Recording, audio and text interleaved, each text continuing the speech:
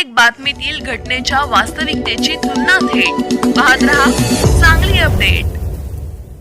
चाबुकस्वारवाडीत वीज पडून एक ठार, 2 जखमी। मिरज तालुक्यातील चाबुकस्वारवाडीत वीज पडून एक जण ठार झाला। चाबुकस्वारवाडी ते शिरूर या रस्त्यावरील कारणवार यांच्या शेतात वीज कोसळून एक जण जागीच ठार तर 2 जण जखमी झाल्याची घटना घडली। याबाबत अधिक माहिती अशी की सलगरे ते चाबुकस्वारवाडी हद्दीत शिरूर रस्त्यानजीक कारवार यांचे शेत आहे।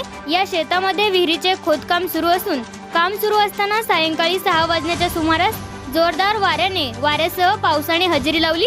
पाऊस येत असल्याचे पाहून विहीर खोदकाम करण्याचे कामगारांनी जवळच असलेल्या एका पडक्या इमारती शेजारील शौचालयाचा आधार घेत यामध्ये ते उभे राहिले। मात्र नियतीने या आडोशाला उभे असलेल्या शौचालयावरतीच कोसळून घात केला। यामध्ये खटावचे नाईक हे जागीच गतप्राण झाले तर अन्य सहादेव महादेव धोत्रे, संदीप जगन पवार हे बीडचे 2 जण जखमी झाले आहेत। घटनेची माहिती मिळताच तात्काळ घटनास्थळी चाबुकस्वारवाडीचे पोलीस पाटील उद्धव खोत, तलाठी कल्पना आंबेकर, कोतवाल सिद्धू लोहार यांच्यासह कवटे महाकाळ पोलिसांनी धाव घेतली। यामध्ये 2 जखमीपैकी एक गंभीर जखमी अवस्थेत असून त्याला पुढील उपचारासाठी मिरज येथील रुग्णालयात पाठवण्यात आल्याचे कवटे महाकाळ पोलिसांनी सांगितले। रात्री उशिरापर्यंत घटनास्थळी भेट देऊन अधिकाऱ्यांची पाहणी सुरू होती।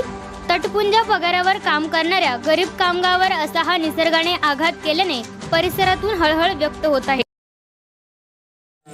आज दिनांक 21 मे 2024 रोजी चाबुकस्वारवाडी येथे 6च्या सुमारास वीज कोसळून एक मयत झालेले आहे आणि त्या 2 जखमी आहेत, त्यांना पुढील उपचारासाठी रवाना केले आहेत। मयत आहे ते सुभाष नाईक, तालुका हे राहणार खटाव, तालुका मिरज, जिल्हा सांगली येथील आहेत। जखमींना उपचारासाठी पुढे पाठवलेले आहे। तरी मयतांचा पंचनामा करण्यासाठी तशी तलाठी मॅडम आणि पोलीस स्टेशनचे कर्मचारी येत आहेत।